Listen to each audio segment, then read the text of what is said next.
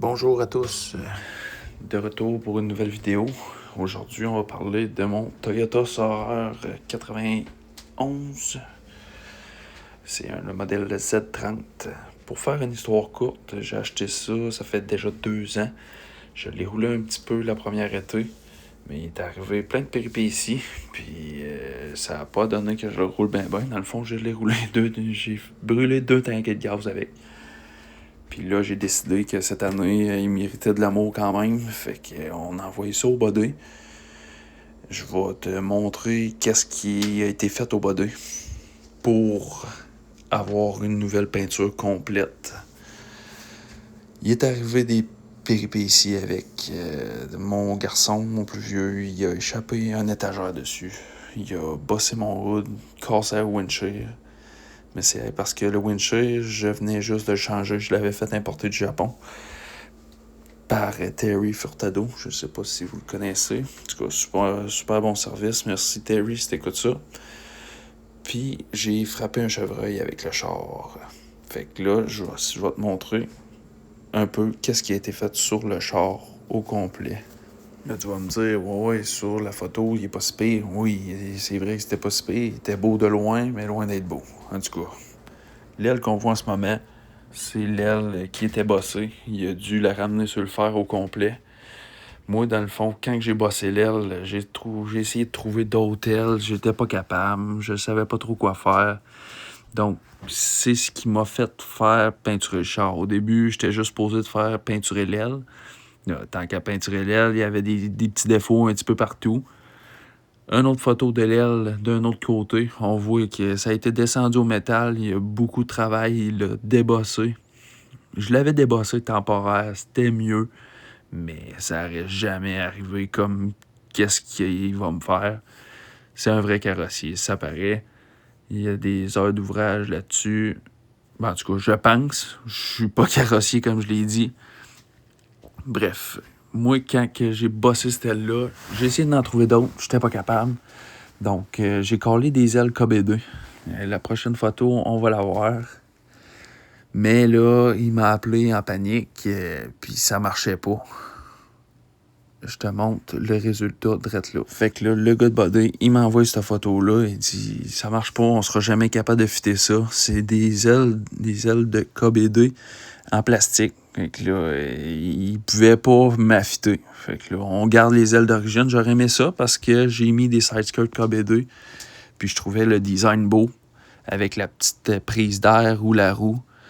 Mais bon, s'il y a quelqu'un qui a besoin des ailes KBD, ben tu sais comment que ça arrive maintenant. Fait qu'il y a du travail à faire. Selon lui, il y avait trop de travail pour qu'est-ce qu'il pouvait avoir comme look. Donc, on a abandonné le projet. Il n'y aura pas d'aile KBD sur l'auto.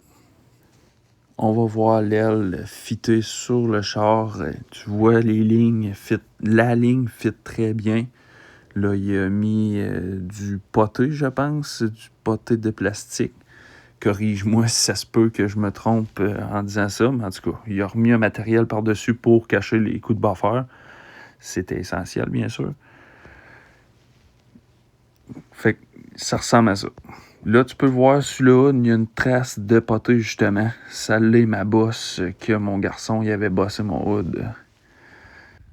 On a fini de parler de l'aile. Je te montre direct là, c'est la rouille que je te parlais. C'est entre la porte et la roue en arrière.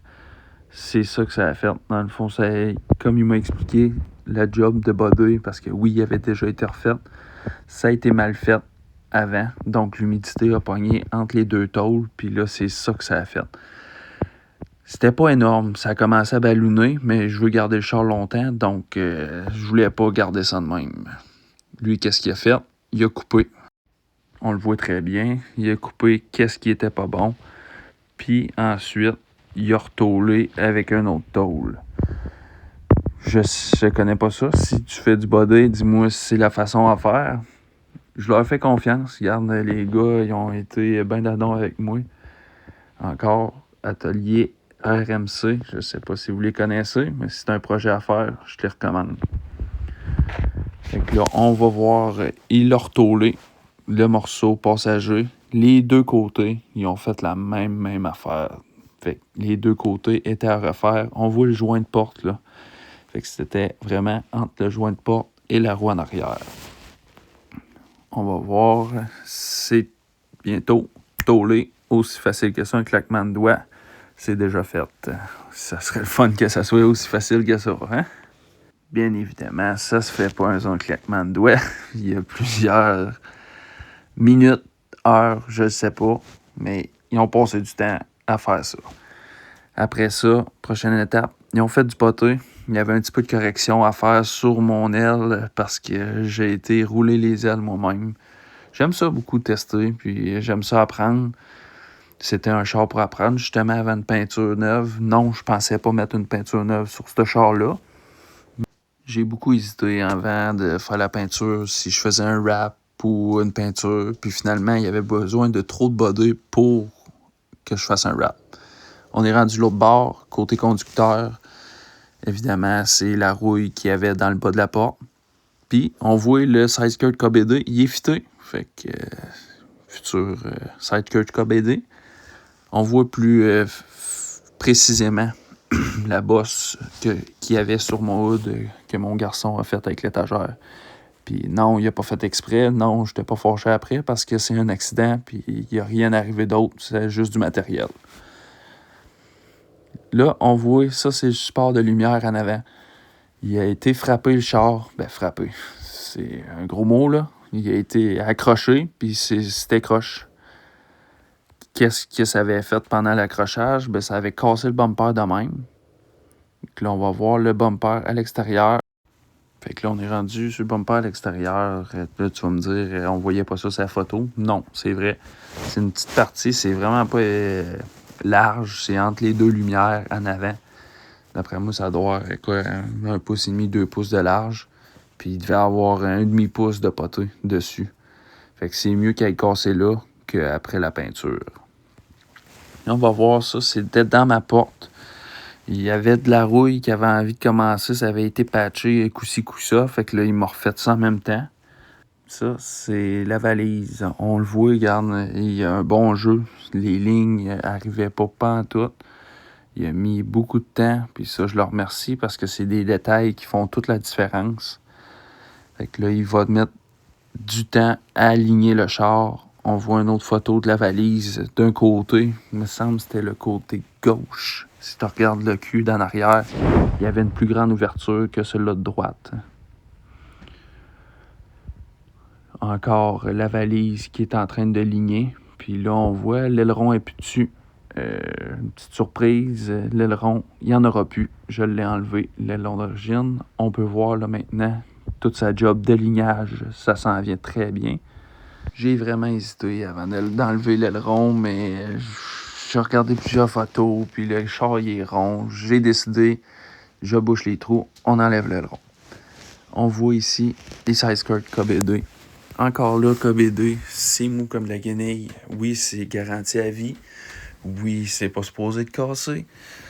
Mais si tu t'attends à arriver puis mettre ça tout seul, je te déconseille. Sérieusement, ça va prendre un gars de body. Là, il a fallu qu'ils mettent les sideskirts dans le four de powder coat pour les agrandir. Fait que c'est de l'ouvrage. Parce que dans le fond, quand tu reçois les sideskirts, ça vient dans une petite boîte à peu près 12 pouces par 12 pouces quasiment. Puis ils sont tous pliés. Fait que oui, il faut que tu les chauffes pour qu'ils deviennent à leur place, qu'ils viennent droites. Mais là, dans le fond, il m'a expliqué qu'il manquait de longueur. Il était vraiment pas assez long pour faire toute la porte. La porte ne fermait plus. Fait qu'il a fallu qu'il les mette dans le four à powder coat. Là, prochaine étape, on s'en va sur le primeur. Le char est shooté à grandeur sur le primeur. On met le primeur noir parce que la couleur va être foncée ou pâle. On le sait pas trop. Est-ce que je te dévoile ça dans cette vidéo-là? Je sais pas. On voit la porte qui est primée aussi.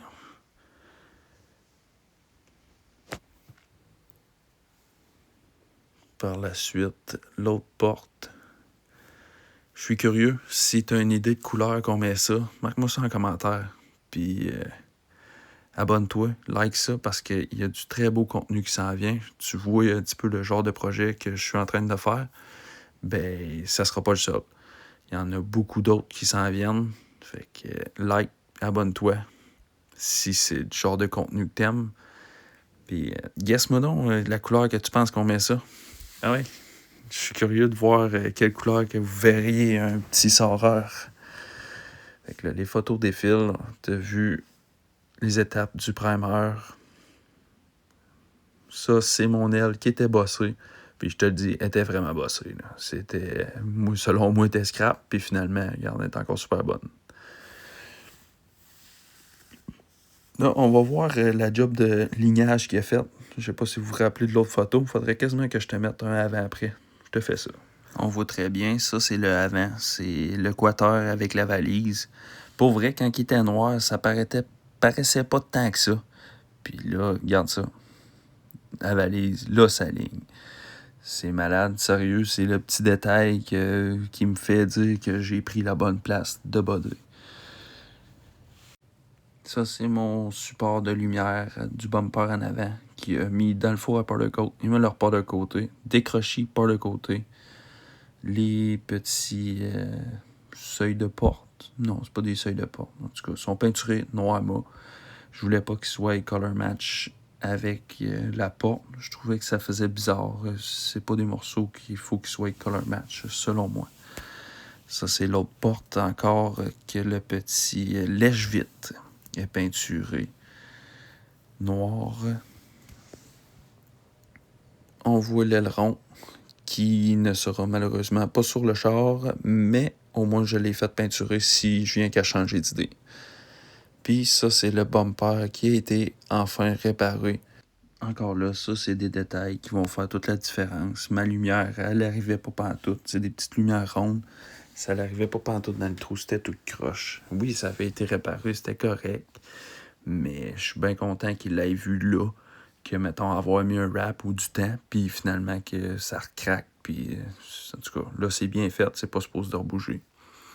Ça, c'est l'ellipse qui est attachée sur le bumper. Je sais pas si c'est un SC400, SC300 ou Toyota Saurer. Sérieux, le bumper là-dessus, là, c'est vissé avec 56 000 vis. C'est n'importe quoi.